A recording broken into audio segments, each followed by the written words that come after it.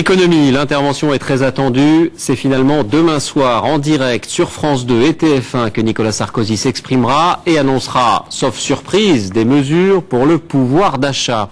On le sait, avec l'augmentation des prix du logement ou encore de l'essence, une majorité de Français pense que le niveau de vie est en baisse. Pourtant, les chiffres officiels affirment le contraire. Alors cette baisse du pouvoir d'achat est-elle un sentiment ou une réalité? C'est l'enquête de cette édition. Elle est signée Romain Messi, Alain Locasio. C'est un sentiment diffus, une impression partagée par de plus en plus de Français, surtout à l'approche des fêtes de Noël. C'est plus comme avant, quoi. Donc on n'a plus le même pouvoir d'achat, c'est sûr. L'alimentaire augmente beaucoup et les salaires n'augmentent pas. Avant, on peut dire qu'on ne comptait pas, on en comptait moins. Mais maintenant, on compte.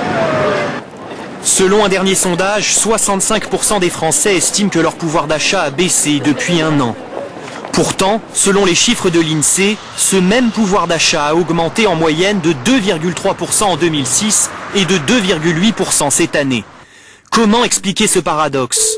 Pour cet économiste, derrière la moyenne de l'INSEE, le pouvoir d'achat n'est pas le même pour tous.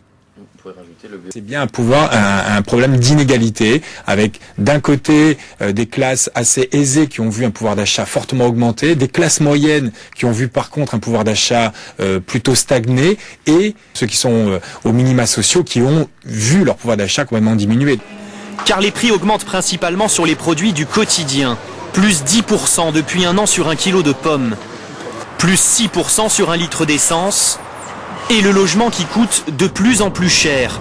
Pour la tranche des ménages les plus modestes, il est passé en 5 ans de 31% à 44% du revenu. A l'inverse, d'autres produits comme les écrans plats ou la haute technologie voient leur prix s'effondrer. On ne les achète qu'une fois, mais ils pèsent autant dans les statistiques de l'INSEE que les produits du quotidien. Au final, l'inflation calculée est faible, mais elle ne correspond pas toujours à la réalité du porte-monnaie.